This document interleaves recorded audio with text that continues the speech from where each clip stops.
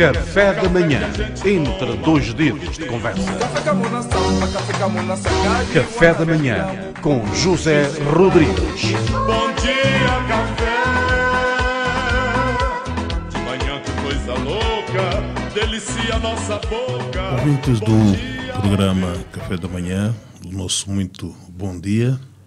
Estamos aqui para mais uma edição, hoje, terça-feira.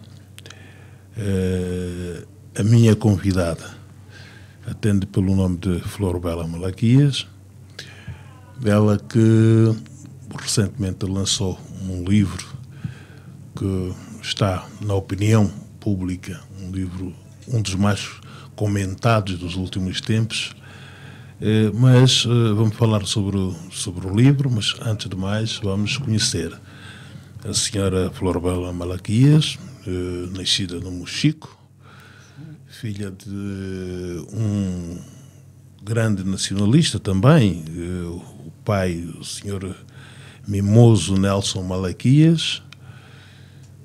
É um prazer muito grande tê-la aqui neste programa. Portanto, apesar dos últimos factos, os últimos acontecimentos que produziu, eu sempre tive um interesse em conversar consigo para saber um pouco mais da sua história. Muito obrigado e muito bom dia. Bom dia e agradeço desde já o convite. Acaba de publicar um livro que está a ser muito comentado. Sim, eu acabo de publicar um livro e estou surpreendida pela intensidade dos comentários. O que é que se sente mais da crítica que se faz ao livro? Bom, eu não me atenho à crítica, positiva ou negativa. Eu reparo é mais a intensidade, porque é muito comentário, positivo ou negativo, é-me indiferente, só que eu estou surpreendida, porque quando eu escrevi o livro, em termos de, assim como uma narrativa de memórias, eu não estava à espera. Mas quando uma obra, um livro é muito comentado, quando ele se mete à crítica, é porque de facto é qualquer coisa que existe para já. Existe, sim, tem um espaço, existe, espaço claro, próprio. Claro. Sobre isto nós vamos conversar. Quem é Bela Malaquias? Bom, a Bela Malaquias é esta senhora que está aqui, que ainda guarda muito da sua irreverência, apesar do tempo. E nasci no Mochico. Meu pai é aquele senhor que acabou de dizer, a minha mãe chama-se Amélia, e estudei ou melhor, os primeiros anos no Mochico, onde nasci, obviamente. Depois estudei outra parte do ensino primário em São Nicolau, porque os meus pais foram presos e a ninhada toda foi para lá, nós. Então, estudei ali. Eu lembro-me que eu fui para São Nicolau, estava a fazer a 2ª classe. Então fiz a 3ª e a 4ª em São Nicolau. Da criança? Sim, a 2ª e a 4ª em São Nicolau, e depois ali o sistema prisional permitia que os filhos dos desterrados fossem para a cidade, para Moçambiques. Então depois fui para Moçambiques, onde fiz o primeiro ciclo, o primeiro e o 2º ano do ciclo preparatório. Que memórias é que tem de São Nicolau? De Luena devem ser muito poucas em infância. Significa, eu digo sempre que eu tenho um problema de ter uma memória fotográfica. Eu digo isso. Tenho muitas memórias do Mochico, tenho. Muitas, muitíssimas. E tenho todas as memórias de São Nicolau também. E o que é que guarda do Mochico? Do Mochico eu guardo a felicidade do ambiente familiar. A felicidade do ambiente familiar, a presença de todos os irmãos, aquelas brincadeiras no meio das maçarocas, e fazer tranças as maçarocas, e a mãe dizer que não estraguem a maçaroca, caçar gafanhotos, essas coisas. Socialmente era uma família média? Não estávamos para a média alta, porque o meu pai era escriturário dos Caminhos de Ferro de Bengala. E prontos, por aí. E depois disso, portanto, São Nicolau, a vida foi muito diferente, como se pode adivinhar. Não é? Era o oposto, não é? Porque Exatamente. aquilo era um campo de concentração. Aquilo era um campo de concentração.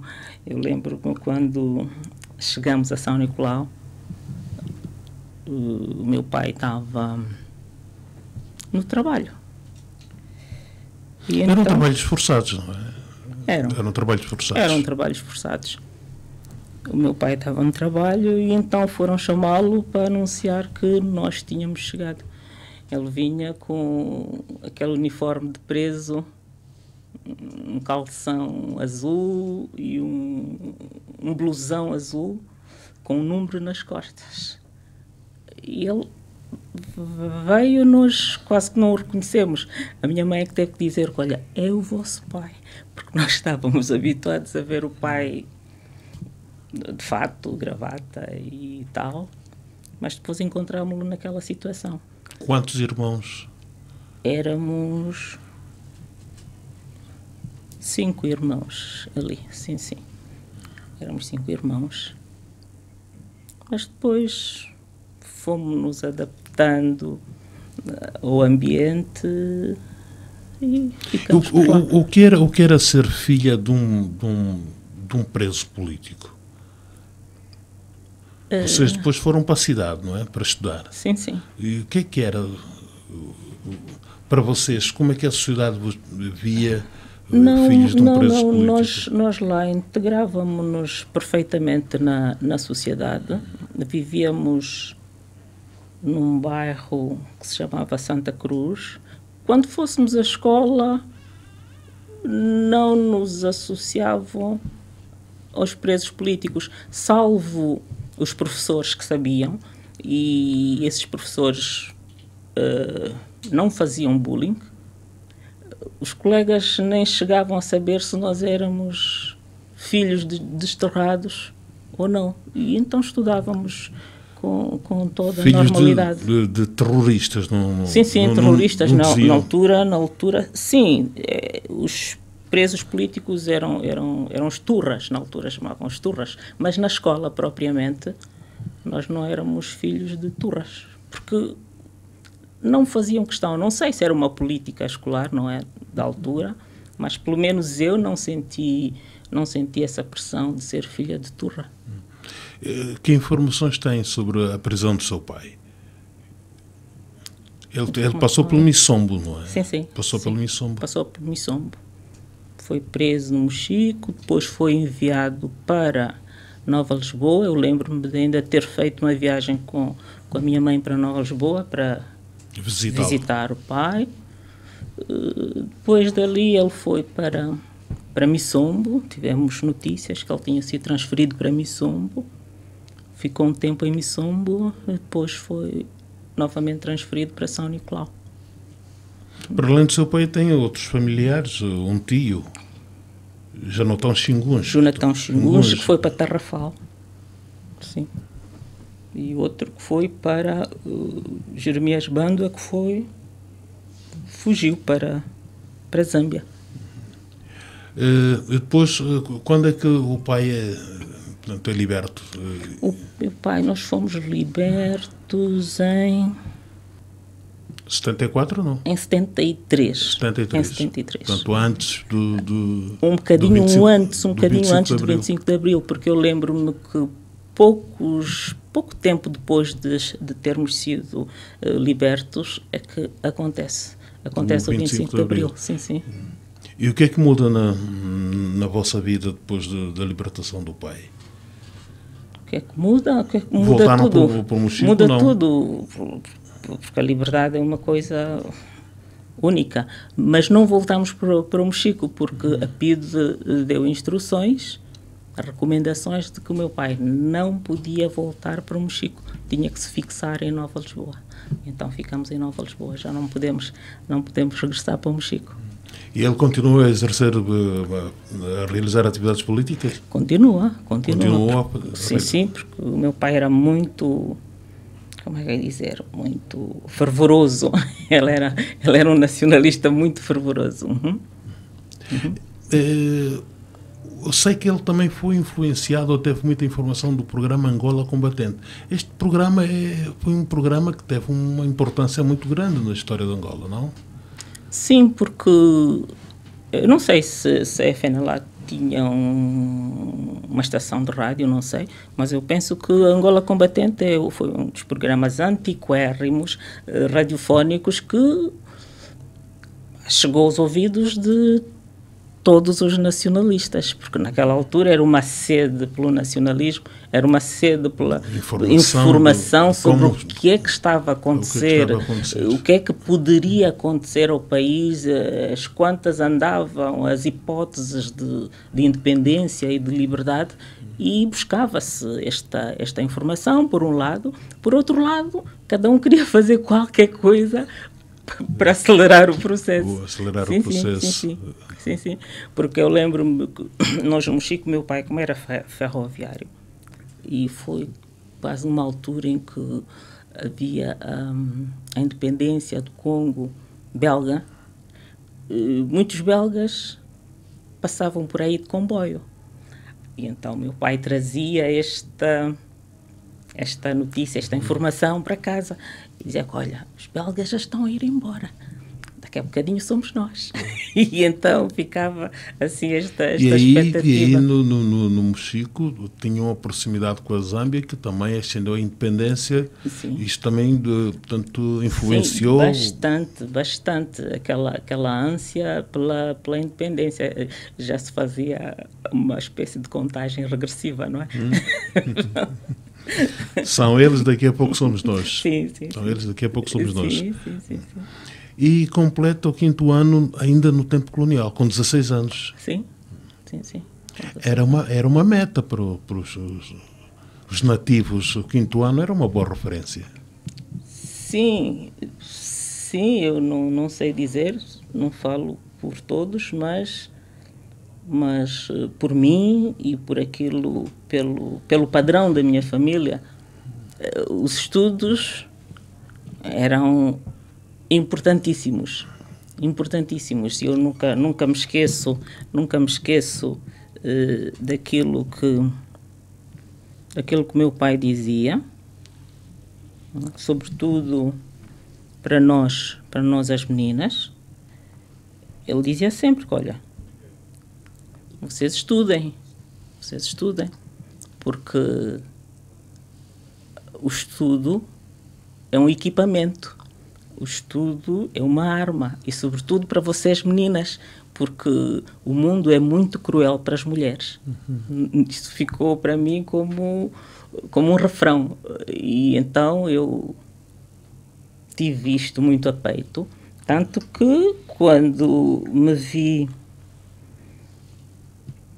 já depois da guerra, não é? A minha primeira meta foi voltar para a escola, porque tinha aquilo a trabalhar no cérebro, que era preciso estudar. Foi voltar para a escola e concluir os estudos, seguindo aquele mote que o meu pai tinha deixado. Hoje é advogada. Sim, hoje sou advogada. Era meta também? Era meta. Eu desde pequenina que tinha em mente que devia ser advogada. Sim. E quando, portanto, vem o 25 de Abril, chegam os movimentos de libertação, a opção foi pela UNITA. Opção de quem? A sua opção depois, a militância, foi para a UNITA.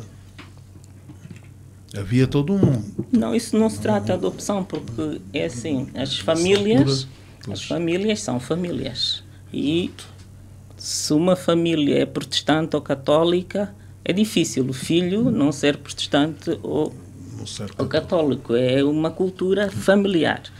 O meu pai é que é um fundador das células da UNITA no Mexico. Eu, naturalmente, com as devidas aspas, não é? Sou da UNITA. É por aí. E como é que foi aquele movimento? Muito entusiasmo, muita vontade, os jovens participaram, aderiram. Quando os movimentos 74, 75. 75. 74, 75. Havia sim, muita sim, euforia. Sim, havia muita euforia, mas na altura, não sei, a minha idade não me permitia muito. Eu assistia, estava assim também a assistir, ver aquela euforia toda. Primeiro, a minha idade. Segundo, eu não sou muito de euforias, de multidões, não faço o meu género. E então eu ia vendo aquilo tudo a acontecer. E quando eu começo ativamente a participar? Ativamente? Eu nunca participei ativamente. Eu simplesmente depois veio a guerra e fui para a mata. Sim, sim. Em que circunstâncias? As circunstâncias que me levaram para a mata foi o seguinte, aquilo foi havia guerra, não é? Havia guerra. Praticamente, na altura, nós estávamos no Lubito, quando instalou a guerra. Nós, ali no Lubito, nós morávamos na Bela Vista, numa casa que era um duplex, Reis do Chão, primeiro andar, e então estavam a disparar contra a delegação da UNITA, que estava aí naquelas imediações, e os tiros passavam pela nossa casa. E então o meu pai disse, bom, temos que sair daqui. Então ele, como era lá dos Caminhos de Ferro, lá teve conhecimento que havia um comboio, tinha sido fretado um comboio para evacuar as pessoas para Nova Lisboa. Nós apanhamos esse comboio e fomos para Nova Lisboa a pensar que ali se estivesse a salvo. Mas a guerra foi progredindo, foi se expandindo, as tantas atinge também Nova Lisboa. Nova Lisboa. E então eu lembro-me que era uma tarde, eu estava no meu quintal até a jogar badminton, quando alguém vem assim, esbaforido, a dizer que, olha, as bombas já começaram a cair no sítio X, vocês não podem ficar aqui. E então meu pai pega no carro, arruma-nos lá dentro e saímos como quem foge das bombas, das balas. Claro. E chegados a meio do caminho, o combustível do carro termina. Acaba. Porque com aquela guerra que já ia decorrendo, o abastecimento na cidade já era um bocadinho precário. Então já não havia combustível assim para esbanjar. Acaba o combustível e paramos a meio do caminho. A caminho da Bela Vista, aquela estrada que vai para Bela Vista, do Amo para Bela Vista. E o meu pai diz que, bom, aqui temos que deixar o carro e ir para Bela Vista, para a missão. E eu, assim, muito, sei lá, eu disse que não, papai, eu não vou para Bela Vista. Eu vou ter com a mana que está no Bié. Aí vais ter com a mana que está no Bié. Então tinha uma irmã no Bié. Uma irmã no Bié. Eu disse, é? Porque para mim o Bié era mais longe que a Bela Vista. Estava mais longe da guerra. Ok, vais ter com a mana, está bem. Então passa um carro por nós, conhecido por sinal, e eu apanho boleia daquele carro e vou ter com a mana no Bié. Prontos. Chegado ao Bié, a minha irmã trabalhava um departamento qualquer, nem sei bem, qualquer coisa lá na UNITA, na sede da UNITA ou qualquer coisa. Então fui ter com a minha irmã, muito bem, encontrei a mana, estava tranquila. Mas dali também a guerra não parou no ombro. Não parou no ombro. A guerra vai até Bié. E ali eu estou automaticamente, sinto-me integrada no grupo pertencente o presidente da UNITA. Porque para a fuga eles reuniram tudo, aquelas pessoas que eram mais próximas, que trabalhavam com eles, e pronto, e ali inicia a viagem mata adentro. Nessa altura já têm consciência do que é que se estava a passar realmente? Nem por isso. Ou ainda nem por isso. Só sabia que era uma guerra que tinha instalado e que o MPLA estava a combater a UNITA, estava a expulsar a UNITA, e que, como eram bombas e tiros, era preciso fugir. Pura e simplesmente. Sim. Sobre, assim, mais detalhes das razões da guerra, de quanto tempo levaria, de onde é que até onde se chegaria, tudo isso era desconhecido e até imprevisível. Estamos a fazer uma história, vamos a fazer história. E essa travessia caminharam a pé. Essa travessia, como é que foi? Essa travessia dá para fazer 1000 livros, não dá para explicar assim, porque aquilo foi andamos aos zigue-zagues, de província em província, nas matas. Por um lado, à procura de lugares onde as forças do MPLA não encontrassem. Por outro lado, à procura de lugares também onde não faltasse alimentação, lavras ou aldeias. E, por outro lado, à procura de locais menos agrestes. E então andamos de Bié para Cubango, Cunene, Uambo. Andamos ali assim a circular até se chegar ao Cubango, isto é Cubango, mas este chegar levou quase uns 2 anitos para aí. Até se chegar ao Cubango, onde o presidente da UNITA conseguiu contactar os sul-africanos, e os sul-africanos começaram a dar algum apoio. E depois, com este apoio, também o compromisso de albergar a direção da UNITA e algumas pessoas numa base em território namibiano. E então depois a coluna foi parar a Namíbia numa base denominada Delta. Mais ou menos isso. Daí para Jamba. Aliás, como é que as relações dos movimentos de libertação, as alianças criadas, também elas hoje são motivo de reflexões. Como é que vocês viam esse apoio sul-africano? Como é que se viu o apoio sul-africano? Para nós, pelo menos, sem outras considerações políticas, sem considerações geopolíticas, logo a primeira era uma tábua de salvação, porque estava-se a míngua de tudo.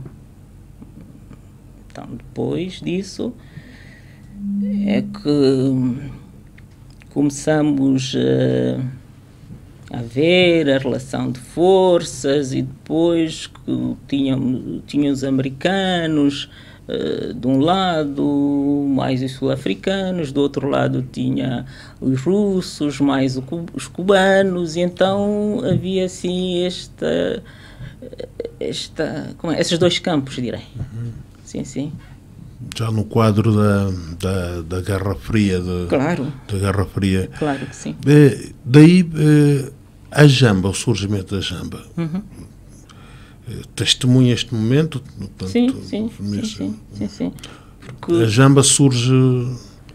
A Jamba surge mesmo na sequência da necessidade de se arranjar uma retaguarda para a guerra da UNITA. Portanto, já no interior de Angola. Já no interior de Angola. Precisava-se de uma retaguarda, direi. Porque ficou-se no Delta, que era o território namibiano, durante algum tempo, mas depois,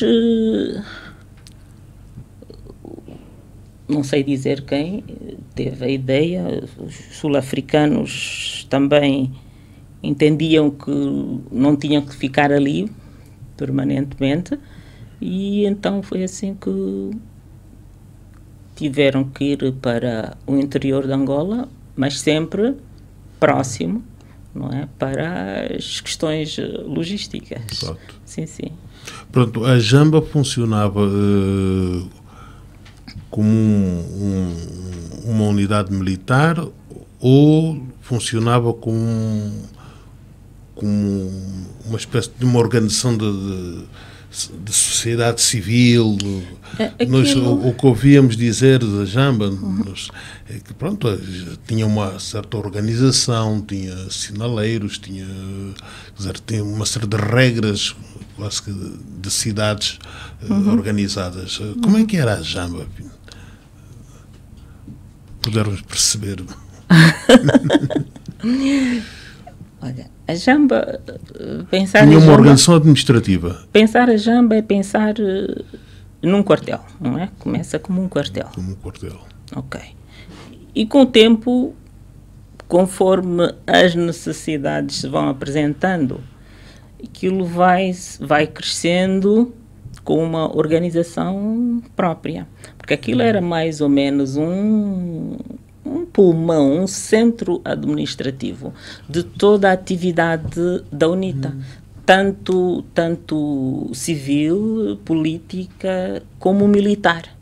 Então, havia ali as direções todas, as direções militares estavam ali, e as direções políticas e administrativas também estavam ali. É assim que aquilo não era propriamente uma base de treinos, se bem que houvesse o BI, que era ali onde estavam estacionados os militares, mas havia bases de treinos um bocadinho dispersas pela periferia da Jamba e fora da Jamba e noutros pontos, não é? Onde ou militares já com alguma performance razoável treinavam os outros soldados, ou os sul-africanos vinham treinar os soldados. E a Jamba estava ali para puxar os cordelinhos de tudo aquilo que fosse necessário. E do plano político também estavam ali as cabeças políticas que faziam os programas e os projetos para mobilizar as pessoas, para ajustar as políticas, para aquilo que entendessem em termos políticos e administrativos. E a partir da Jamba, como é que vocês percebiam o resto do país, portanto, os acontecimentos do resto do país? Bom, nós percebia-se perfeitamente porque ouvia-se rádio, todas as estações de rádio do mundo, havia lá rádios. Era permitido ouvir a rádio, por exemplo, a Rádio Nacional de Angola? Sim. E eu, como jornalista e como trabalhadora lá da Vorgan e como diretora de pessoal da Vorgan, aquilo tinha uma organização, tinha uma secção de escuta, e até porque aquela política de contraposição, ou direi melhor, a contra-propaganda, não é? Não se pode fazer sem se ouvir o que é que se está a dizer, O que é que o adversário o que é que está a dizer do outro lado. Exato. Mas nós acompanhava-se com toda a naturalidade e até quase que era obrigatório, no bom sentido, porque lembro-me uma altura em que os sul-africanos inundaram aquilo de rádios. Então, esse aspecto não... Mas inundaram como? Não havia. Inundaram trazer rádios para as pessoas usarem. Para rádios usar, portáteis, sim, as rádios pessoas tinham portáteis. rádios portáteis pessoais para usar, para ouvirem noticiário. Um rádio portátil. É verdade que ouviam também relatos dos jogos de Angola, da seleção. Se ouvia a Rádio Nacional, ouvia-se tudo. E torciam por Sim. tudo. Eu não sei, como não sou muito aficionada de futebol, não sei se torciam ou não acompanho muito o futebol, não sei. E sobre a Vorgan? A Vorgan funcionou um pouco também como um Angola combatente. Sim. Como um Angola combatente. Sim. Como é que surge a Vorgan? Qual é o seu embrião? Olha, praticamente eu estive no embrião da Vorgan. A Vorgan começa no Delta. A Vorgan começa no Delta, onde se faziam gravações e as gravações eram enviadas para serem transmitidas numa rádio namibiana ou sul-africana. Simplesmente depois quando se sai do Delta para Jamba, monta-se a Vorgan na Jamba, já com uma estrutura capaz de emitir a partir mesmo da Jamba. Já como uma rádio mesmo. Já como uma rádio mesmo, com possibilidade de fazer transmissões em direto. Sim. O controle editorial é exatamente de uma rádio de guerrilha, né? de resistência. Sim. O controle editorial é de uma rádio de resistência, onde a autocensura é o pão nosso de cada dia, porque há aquela linha política, não é, que é preciso seguir. Sim, quem arriscar. comunga claro. Tem esse espírito de autocensura. Claro, para não sair da linha. Um bocadinho isso, mas a Vorgan foi um bocadinho assim. Uhum. Quais foram os momentos que mais me marcaram na Jamba? Momentos. São tantos os momentos. Havia portanto, a expectativa, a esperança de que um dia vamos retornar às nossas casas, de que Angola estaria em paz. Essa expectativa... Claro, essa expectativa que manteve as pessoas com vida. Sim, se as pessoas não tivessem essa expectativa, duvido muito que se mantivessem, mesmo a questão das escolas, ensinar os filhos, criar escolas, era sempre com uma expectativa de futuro. Sabíamos bem que aquilo não era o fim, não podia ser o fim. Era passageiro, era preciso saber quando. Era passageiro. Quando? Eu digo sempre que quando eu fui para as matas, abri um parênteses. Quando saí das matas, fechei. Num período da vida. Sim. Para além do aspecto militar, de resistência, de luta, na Jamba se podia levar uma vida normal? Podia-se como, se pensar a Jamba como um vilarejo, podia-se levar uma vida completamente normal, porque em termos materiais, sobretudo de abastecimento, não é, alimentação, vestuários, não havia tanta precariedade a partir do momento em que os sul-africanos passaram a apoiar, porque sabe que o sul-africano é uma pequena potência em África e eles despejavam ali tudo. Então, nesse ponto de vista... Vocês não produziam alimentos? Basicamente não. Só posteriormente, mas em bases um bocadinho mais remotas, é que faziam uma agricultura de subsistência. Mas a jamba propriamente não produzia. A jamba tinha uma logística alimentar diretamente dos sul-africanos, que na altura estavam na Namíbia, não é? Então, eram colunas de caminhões Magiros, Samil, então punham ali tudo. E quando chega a independência da Namíbia, como é que fica a situação? A situação começa a tornar-se um bocadinho difícil. A situação começa a tornar-se difícil, mesmo difícil. Começa a escassear mesmo tudo. Eu lembro-me que depois começou mesmo a haver fome. Eu lembro-me que depois apareceu uma ONG europeia, esqueço-me do nome, que continuou a abastecer a jamba apenas com milho triturado. E depois aquilo ficou mesmo mal. Isto teve, naturalmente, reflexos na guerra armada, a falta de alimentos, na base que era a retaguarda, não é?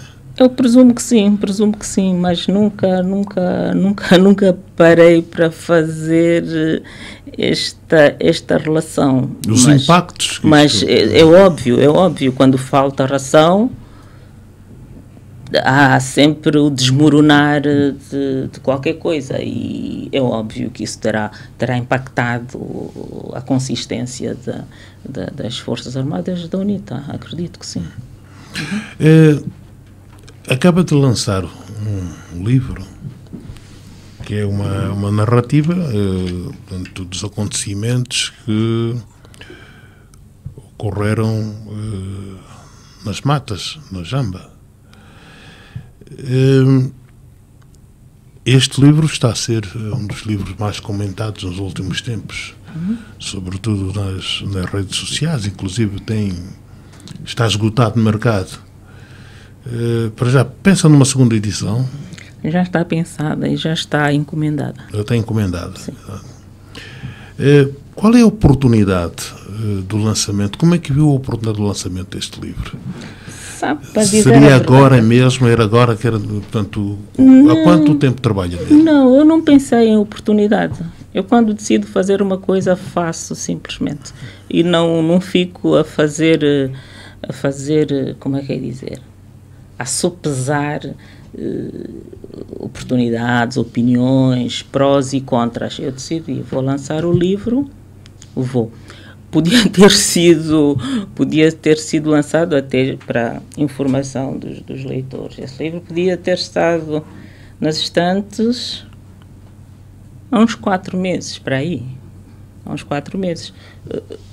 Foi lançado agora pela morosidade da gráfica, edição lá em Portugal, importação, os transitários e toda esta parte, não é, da importação, edição e tal, levou muito tempo. E mesmo posto aqui, eu não lancei logo, porque por causa da calendarização do espaço onde tinha de lançar, não é? Porque é preciso formalizar o pedido, um mês de antecedência. Depois, quando isso acontece, o espaço já tem um programa agendado e tal. Eu fiquei com os livros em casa cerca de um mês e meio. Então, não tem assim um motivo, uma razão específica para ter sido lançado no dia 26, não tem? Alguns comentários que temos lido vão no sentido de que o livro terá sido lançado um pouco como um contraponto ao facto de, nos últimos tempos, estar-se a melhorar a imagem do Dr. Savimbi, e o livro surge exatamente como contraponto. Isto tem alguma verdade? Bom, quem pode dizer sobre a verdade disso? Talvez quem comente aquilo que eu disse. Se tudo corresse a preceito, não é? Como eu planifiquei, tinha lançado o livro há uns 4 meses, primeiro. Segundo, ser contraponto à imagem de Jonas Savimbi, ainda que fosse, não seria mal nenhum, mas não foi o caso, e ainda que fosse. Terceiro, eu não sei se alguém escreve um livro numa semana, não sei. Quarto, eu não acompanho a atividade da UNITA para programar aquilo que eu faço, não é? Paralelamente às atividades de um partido. Isso seria não ter mais que fazer. E se calhar quinto, este livro é algo, eu já disse isso, é algo que eu trago escrito desde o momento em que eu vi aquela queima das bruxas. Eu escrevi logo este livro. Já estava escrito? Já estava escrito. Na sua mente? Já estava escrito. Já estava escrito. Então eu não sei se é necessário alguém justificar a liberdade que tem. Eu acho que num Estado como o nosso, ninguém tem que justificar até a sua própria liberdade. Não é? Liberdade é liberdade, que não se justifica a ninguém, conquanto não se viola a lei, pura e simplesmente, não é? Eu entendo assim. Mas o livro, para quem lê, ou já leu, prejudica, de alguma forma, grandemente a imagem do Dr. Jonas Savimbi, pelo menos a imagem que muitos jovens têm à volta da sua liderança. Mas, quando diz prejudicar, o que é que quer dizer quando diz prejudicar? Desacredita? Ou não? Eu não sei se desacredita. Eu não sei se desacredita porque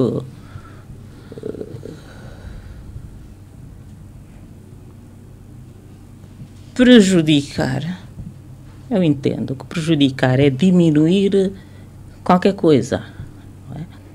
Mas relatar factos praticados por determinada pessoa, eu não sei em que medida é que isso prejudica, porque são factos ocorridos, não é? Se houvesse a preocupação em não se prejudicar, como diz a tal imagem, era simplesmente não praticar esses atos.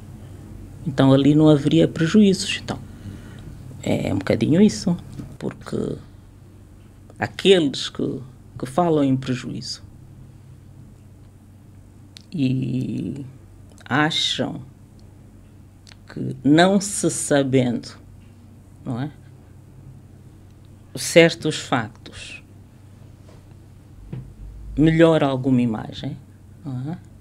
Eles próprios sabem, por A mais B, que tudo o que está relatado neste livro é verídico.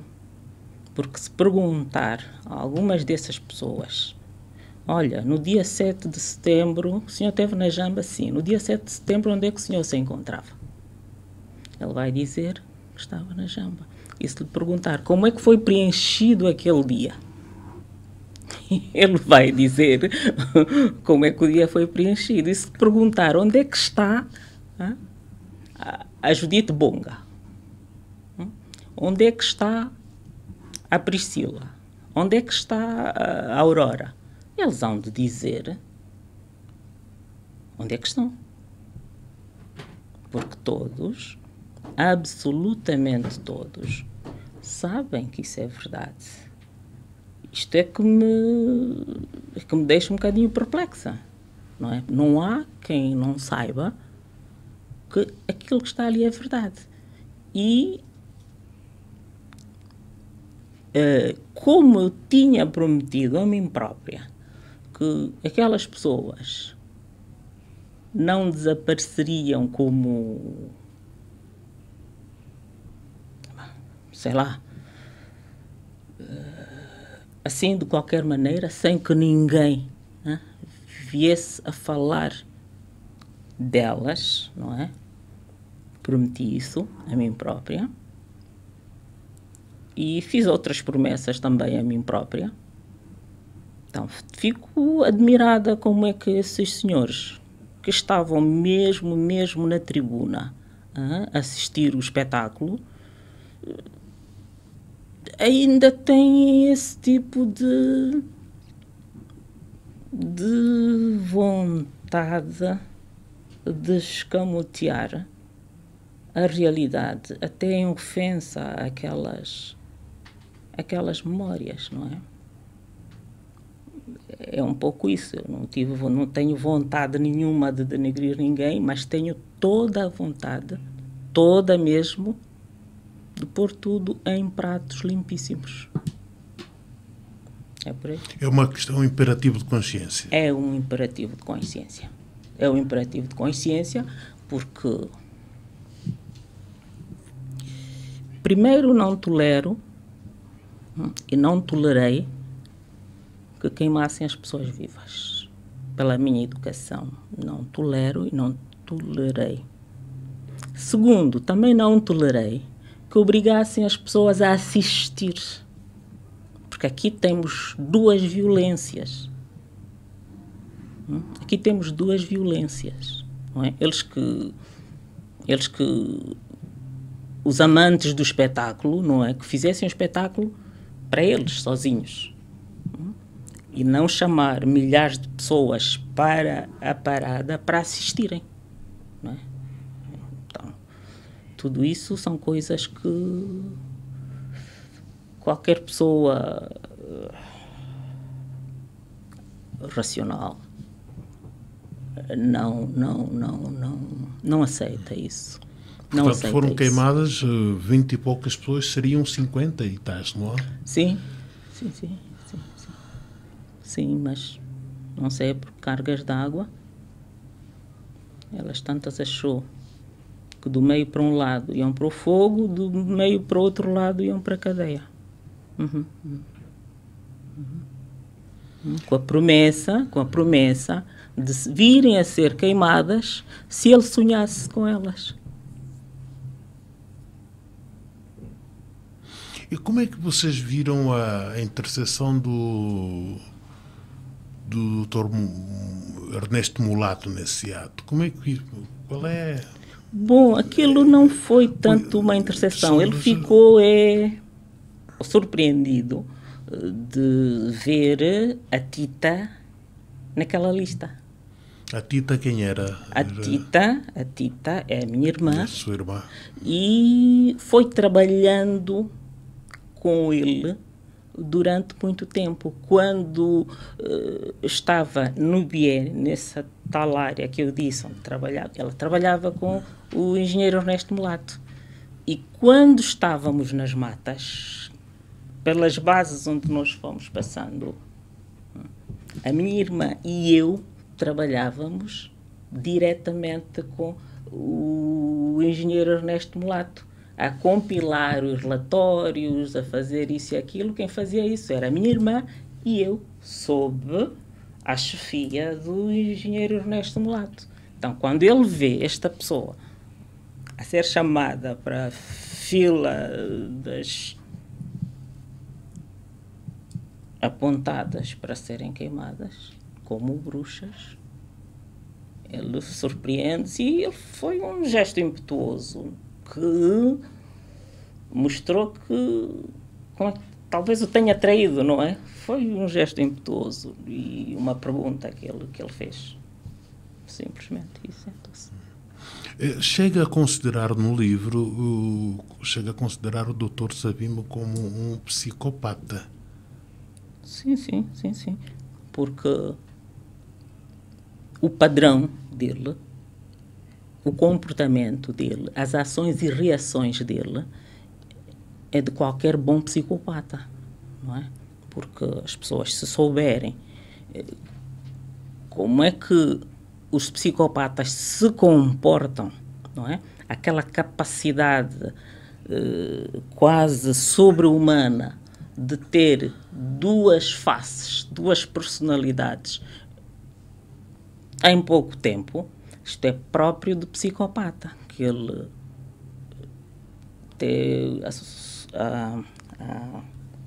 sociólogos que chamam esse tipo de pessoas bifaces, não é?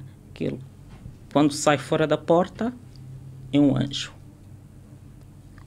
Basta fechar a porta do lado de dentro, é um demónio. E Savimbi era assim, não é? E com todas as outras características mais graves e menos graves de um bom psicopata, ele reunia isso. Então, eu, com olhos de ver, identifiquei naquele senhor um psicopata, não é? Porque eu estive em momentos em que ele dizia alguma coisa sobre um determinado assunto, mas noutros momentos, quando aparece uma terceira pessoa, ele diz exatamente o oposto sobre o mesmíssimo assunto. Não é normal. E esta prática de matar as suas presas, isto é típico de um psicopata, não é?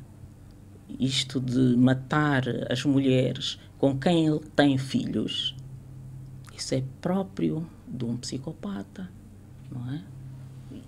Quem diz isto diz outras coisas. Por exemplo, ele era capaz de elogiar alguém. Eu vi isso com o Sangumba, que é meu primo, numa parada a dizer que, olha, se eu morrer um dia, sigam o Sangumba, porque ele, 5 estrelas. O mês seguinte estava a matar o Sangumba porque está a fazer golpe de Estado. Tá? Esta dualidade não é normal. Então, eu, sem medo de errar, digo que ele foi um psicopata. E acredito que já deve haver aí estudos de pessoas especializadas na matéria de caracterização de perfis que se calhar já tenham apontado para esse lado. Sim. Mas tudo isto entra em contradição com as homenagens que têm sido feitas ultimamente ao Dr. Jonas Savimbi. Há aí uma contradição no seio de alguns militantes, ou não? Eu não gostaria de fazer juízos. Eu não gostaria de fazer juízos, porque eu própria fico perplexa quando pessoas com quem eu lido, ou eu lidei de muito perto, passam a vida toda a dizer que não concordam com Savimbi, mas quando têm um interesse em agradar alguém, dizem que Savimbi é ótimo. Significa, é um bocadinho isso. Eu penso que também eu não percebo.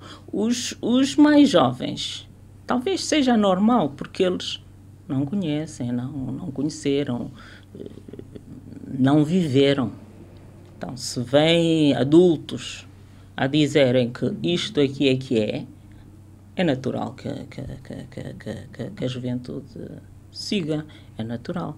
Mas os mais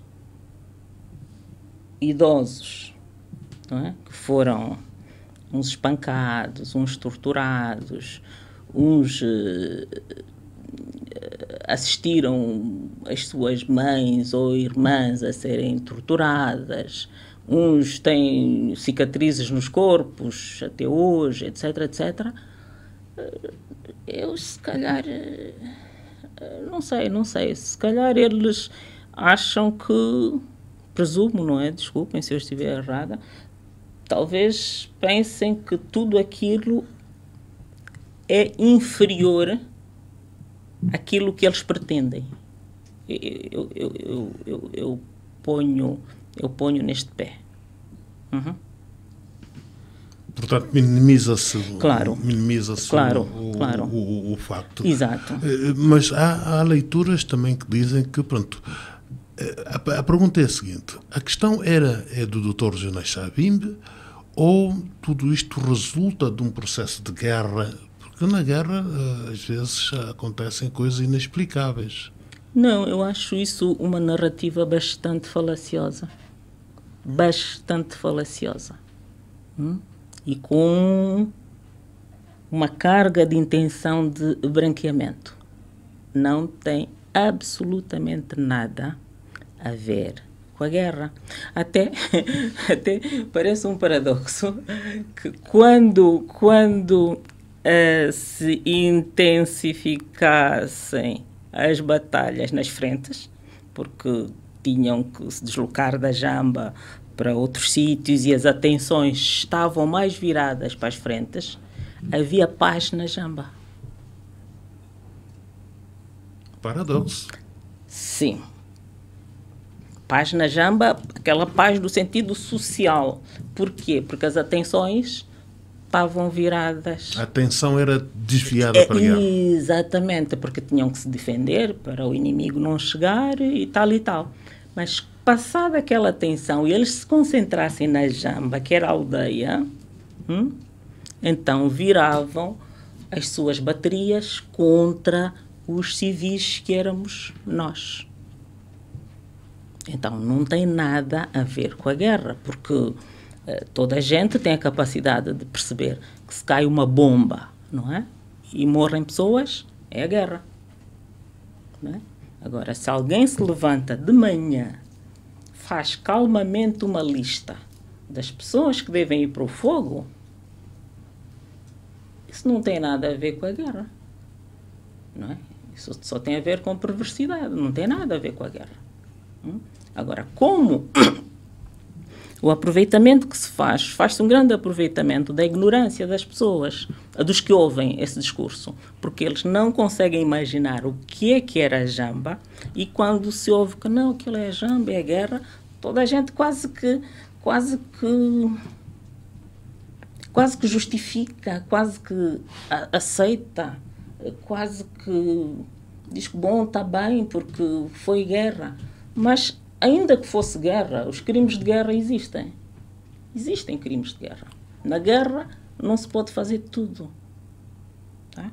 Porque também a pessoa pode ser criminalizada. Há determinados limites. Sim, há até pelas convenções internacionais. Há limites. Bom, e agora, quando se queima uma criança, manda-se calmamente atear uma fogueira para queimar uma criança, vão-me dizer que era guerra? Não era guerra. Eu estava lá. Não tinha guerra absolutamente nenhuma. O facto de ser militante da UNITA não terá tido nenhum peso quando escreve este livro? Peso? Porquê? Eu não misturo as coisas. Para começar, eu não sou militante da UNITA. Deixou de o ser? Deixei de ser militante da UNITA em 1992. E mesmo que fosse militante, isto não turva a minha consciência. Eu posso ser militante da UNITA e dizer que matar pessoas na fogueira não se faz. Não tem nada a ver. Depois do 7 de setembro, o que é que muda na sua forma de ver, de olhar para o líder da UNITA e para a UNITA, para o projeto em si? O que é que muda? O que é que muda? Significa, não muda, a minha forma de ver não muda só a partir da lei. Do 7 de setembro. Não. Porque eu já fui constatando muita atrocidade. Aquilo foi o ápice. Só foi o ápice para mim. Porque eu que lidava com Savimbi de muito perto, como eu digo ali, desde o início da guerra, desde o início da guerra, eu fui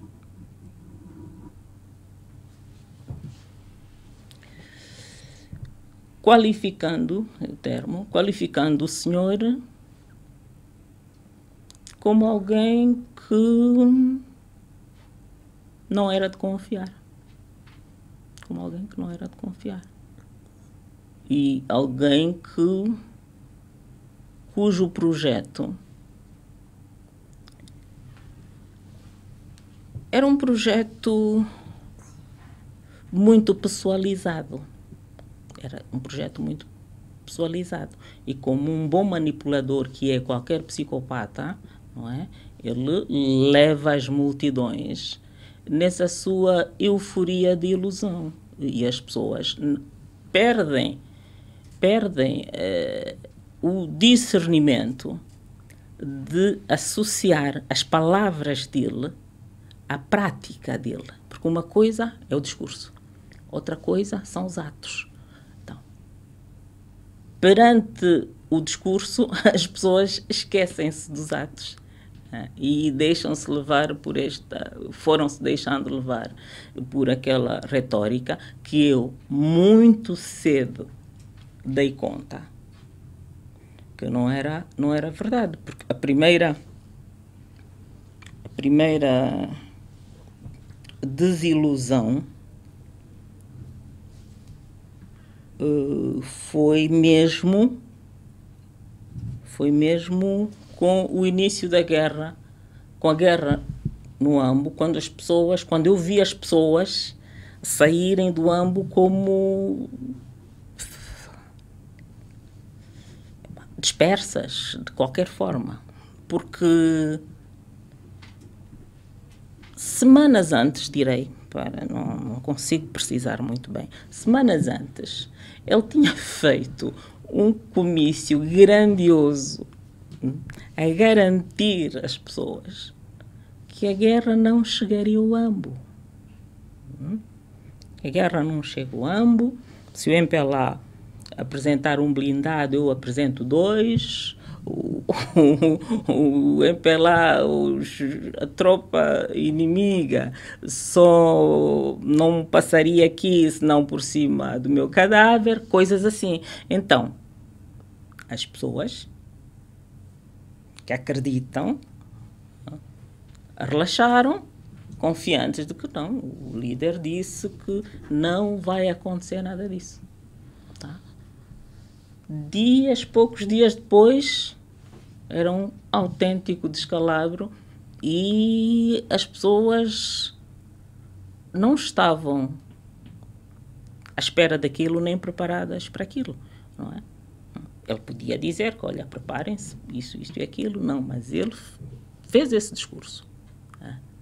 E eu lembro-me que, com a minha irreverência na mata, né, quando eu estava numa situação assim um bocadinho esquisita, eu perguntei-lhe: então o senhor presidente tinha dito isso, isso e aquilo, e hoje estamos aqui na mata, nessa situação, sem comida, a dormir nas folhas? E qual foi a resposta? Ele riu-se, não deu resposta nenhuma. A partir dali, eu disse que não. Como é que é dizer? Este senhor não é sério. E dali para frente fui ficando mais atenta só. E via muitas incoerências, muita coisa que não me agradava. E pronto, achei que não. Isto aqui não é para mim. Alguns comentários também que são produzidos à volta deste livro e da sua posição um pouco naquele sentido da máxima africana de que aos mortos não se apontam defeitos. Olha, eu acho que esta máxima eu não subscrevo. De todo, não subscrevo. Nesse caso, qualquer bandido, qualquer assassino, depois de morto vira santo. E não é o que se passa, não é de que se trata, não é? Temos pelo mundo inteiro, pela história universal, tantos casos, não é, de pessoas que foram sanguinárias e continuam a ser sanguinárias até hoje, não é? Porquê que o africano transforma o morto em santo? Eu não percebo isso. Não percebo. Santo é santo, em vida e depois de morto. É santo. Agora, um criminoso, não é a morte que vai redimir o criminoso. Eu não pactuo com isso. Se é criminoso, é criminoso. Morto ou vivo. Olha, há regimes jurídicos, penais, em que o criminoso fica com as algemas, põe as algemas na tumba. Enterrado eles matam. Claro. Sim, então, quem defende isto é livre de o fazer, não é? Mas eu, pessoalmente, não acho que a morte redima ninguém. Senão depois como é que fica a história? Significa, fulano fez e desfez, morreu, passa para santo e já não se fala mais de nada do que terá acontecido. Neste caso, o que é que nós saberíamos sobre o nazismo? Não estaríamos a ver aquelas câmaras de gás. Não é? O que é que nós saberíamos sobre Pol Pot, Camboja? O que é que nós saberíamos sobre Stalin? Nada. Mas é bom que se saiba, até mesmo em termos jurídicos, há convenções, há recomendações, há diplomas, não é, que falam da justiça de transição, onde um dos pilares da justiça de transição é o direito à verdade. É um dos pilares. Não é? Então, como é que pessoas que acham que abraçam a democracia e propalam a democracia, não é? Não defendem o direito à verdade, que é um dos pilares da justiça transicional e é um dos pilares para se chegar à reconciliação, ao abraço, ao perdão, que passa por aí. E isto faz-me lembrar uma outra situação. Agora estamos neste momento, Angola, neste momento, está ativamente, não é,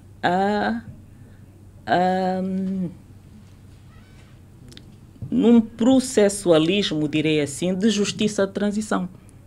Este plano de reconciliação e memória das vítimas dos conflitos, não é isso? Desde 1975 até 2002, não é? Estamos a praticar esse tipo de justiça de transição.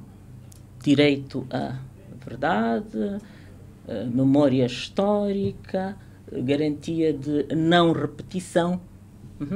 E vai haver uma comissão que vai trabalhar no sentido da atribuição das certidões de óbito, não é? Dessas vítimas. Como é que quem não quer que se fale a verdade vai passar essas certidões de óbito? Vai dizer que não existiram essas pessoas? Não é? Deviam deviam raciocinar um bocadinho bem, porque há de ser necessário a outorga destas certidões de óbitos. Sim. Há quem também coloque em dúvidas a sua militância em função deste livro. A sua militância que foi na UNITA e a fidelidade aos princípios. Há quem coloque em dúvida hoje isso. Fidelidade aos princípios é assim.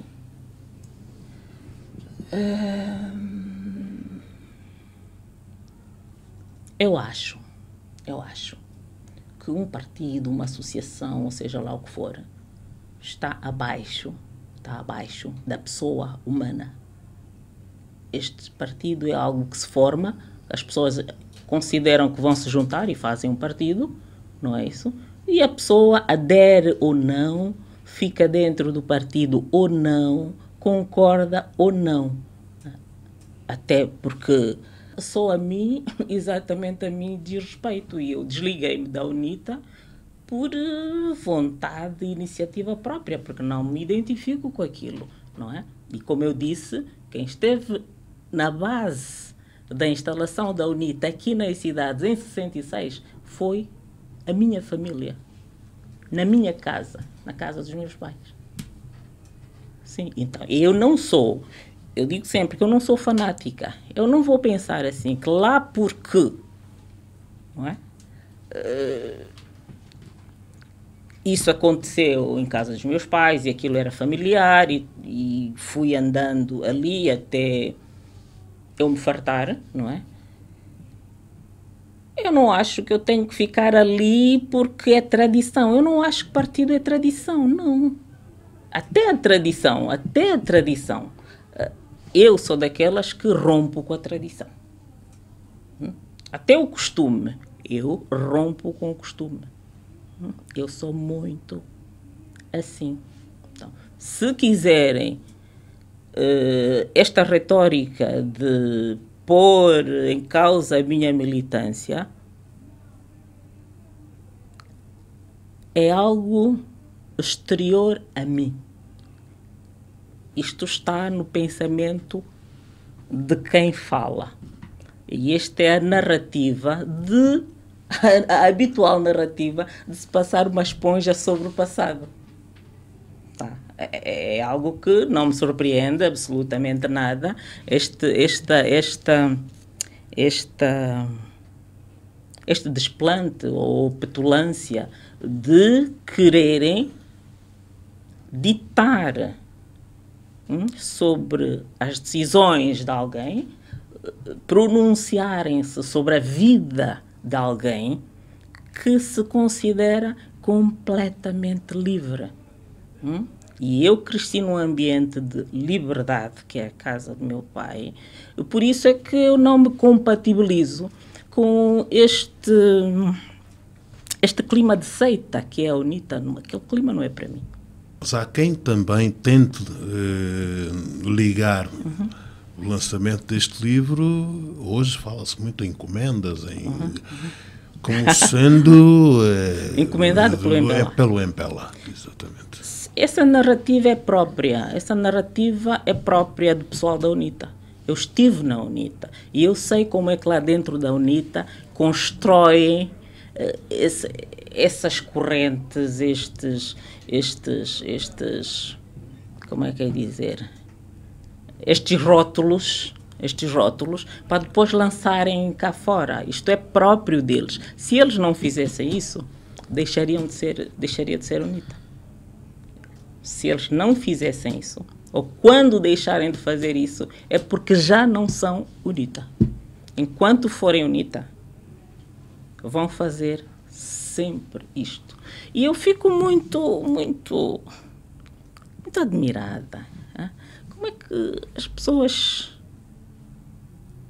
entendem que um livro, não é, que narra a sua história pessoal pode ser encomendada por uma segunda pessoa?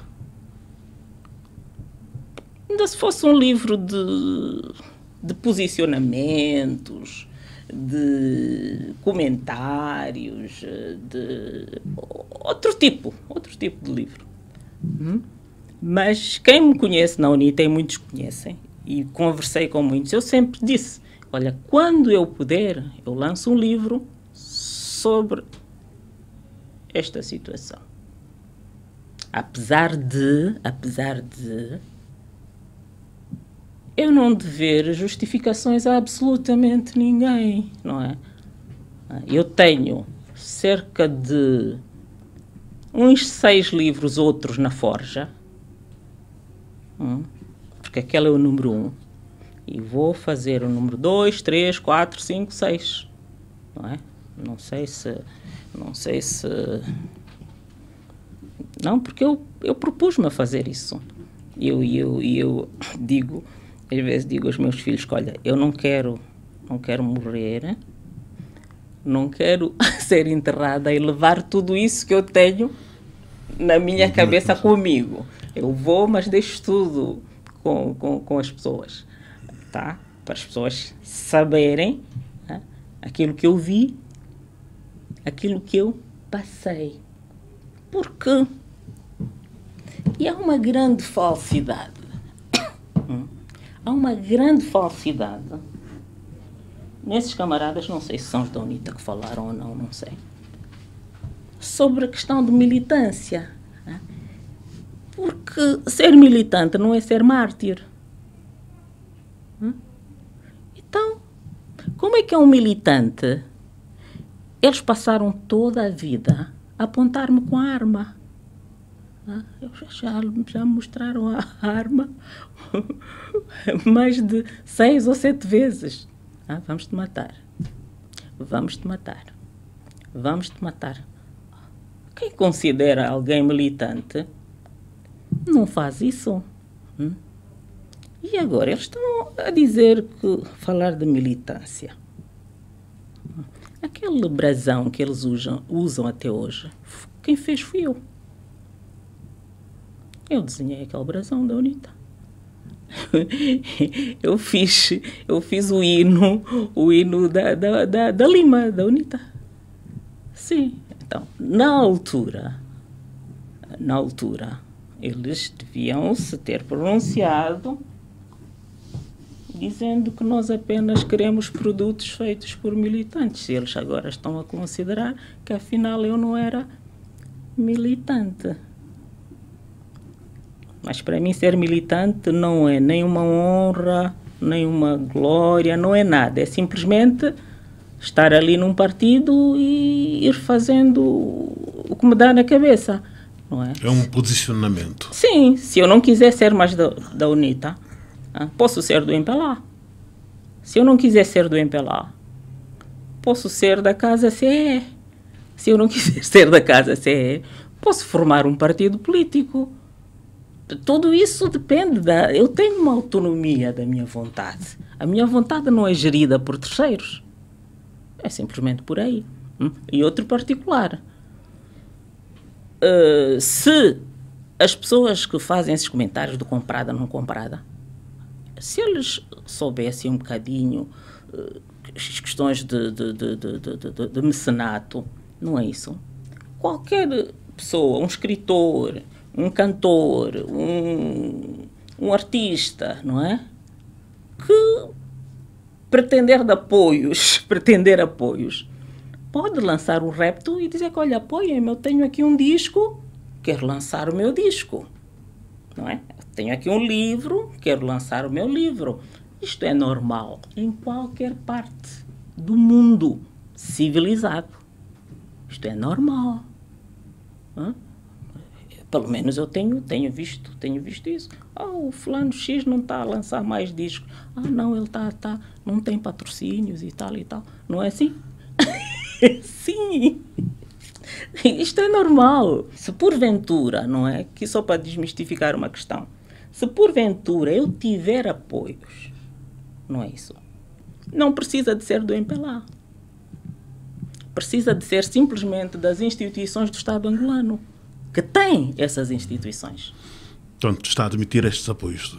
Claro, admito. E se calhar peço esses apoios. Porque eu estou a fazer a segunda edição. Estou a fazer a segunda edição. Quero que seja uma edição massiva, porque toda a gente está a querer ler esse livro, não é? E nós temos instituições angolanas que, mal ou bem, lidam com esta questão de livros de arte, não é? Eu tenho estado eu lembro-me quando estava no Parlamento, na discussão sei lá, do OGE ou quê, se falava de apoio aos artistas e coisas que tais.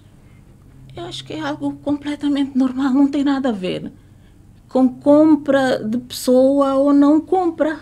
Mesmo que esse apoio venha diretamente do MPLA? Será que o MPLA tem apoiado diretamente? Eu não sei. Será? Eu, se tiver que bater a uma porta, é o Ministério da Cultura, se calhar União de Escritores, por aí. Não é? Agora, não sei. E se calhar bate a mesma porta da UNITA, se tiver dinheiro também, pode contribuir, se eles entendem que os partidos contribuem para isso. Não é? Se eles entendem que sim, também está lançado o apelo, vou pôr o meu IBAN ali num rodapé qualquer para a segunda edição do livro, sim.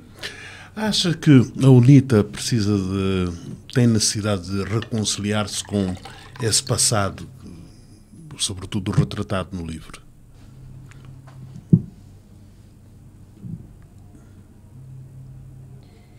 Eu acho que sim, eu acho que é imperativo. É imperativo que se retrate, porque, olhando mesmo para a necessidade da verdade e da memória histórica, eles podem estar a dar muitas voltas, mas vão ter que se retratar. Vão ter que se retratar. Acho que sim, tem que se retratar. Nós estamos num período em que, o Presidente da República anualmente otorga diplomas de reconhecimento pelos trabalhos ou por tudo prestado à pátria. Se amanhã estamos no mundo das hipóteses, eu não gosto muito de jogar com elas, mas pronto, estão em cima da mesa. Se amanhã o Presidente otorgar uma medalha de mérito ao Dr. Savim, como é que encararia esta situação? Medalha de mérito. Bom, acharia um paradoxo. Acharia um paradoxo, mas também mesmo nessa questão da futurologia, eu acho que isso é algo que não vai acontecer. Eu acho que não vai acontecer. Eu acho que não vai acontecer, porque eu não sei, numa conversa qualquer que eu tive com alguém, numa entrevista, eu disse o seguinte: não sei porquê que em situações do género debate-se mais o criminoso do que as vítimas. Porque o que está em causa são as vítimas. As vítimas não é uma vida que é do criminoso. As vítimas são muitas vidas, tá? Dizimadas, não é? Com requintes de perversidade. E há vítimas,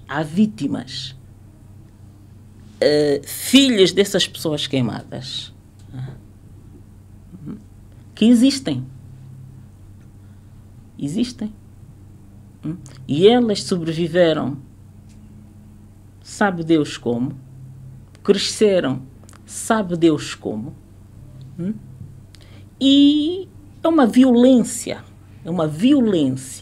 para estas pessoas terem que suportar, não é?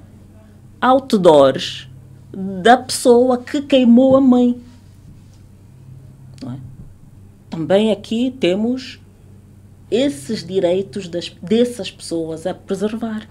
Elas têm o direito de não serem violentadas não continuarem a ser violentadas com esta imagem.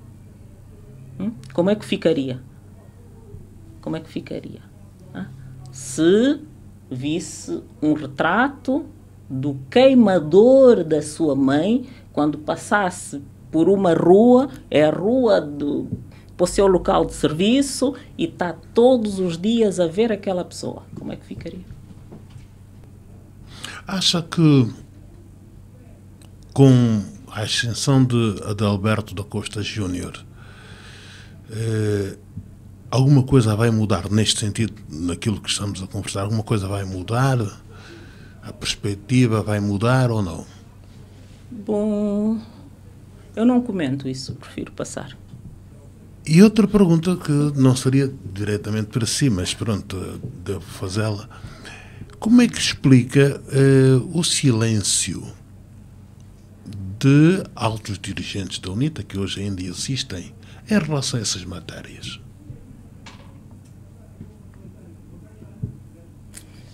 Interesse, acomodação, cobardia, conivência e por aí vai. É deliberado? É deliberado. É deliberado. Porque há pessoas que, em off, como se diz, dizem alguma coisa, mas quando é para o público dizem outra coisa diametralmente oposta. Eu fico perplexa, mas é deliberado, porque não há nenhum deles, absolutamente nenhum, que não tenha conhecimento.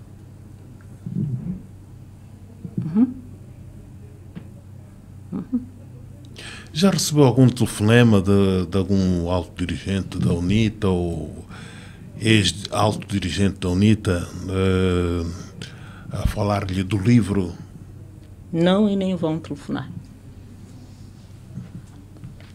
Não recebi e não vou receber e nem espero receber. Porque eu sei qual é o funcionamento deles, como é que eles funcionam. Eles consertam-se e depois agem como um rebanho. Sim. Belo Malaquias, jornalista um dia, jornalista sempre. Diz-se que sim. É qualquer profissão, é uma profissão, não é? Não é uma função, e então é jornalista sempre. Sim, sim. Onde está a Bela jornalista? A Bela jornalista está neste livro, que é uma narrativa jornalística. A Bela jornalista continua a escrever.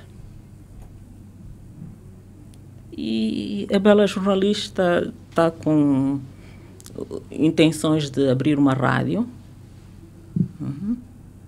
Primeiro uma rádio na internet. E por aí vai. É um sonho apenas, entre vários, não? Não é um sonho. Eu, quando acho que vou realizar alguma coisa... É uma intenção, é um projeto? Eu realizo, sim. Se calhar já deve estar em andamento. Eu não sou assim dos sonhos e tal, não. Eu faço um programa execuível e realizo. Quando não for execuível, também não fico aqui a meter-me em altas cavalarias, não. Estamos à espera da concorrente.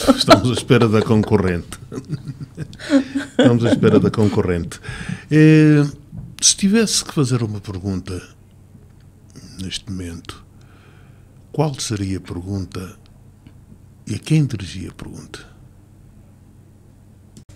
O Presidente da República, por que é que estamos como estamos?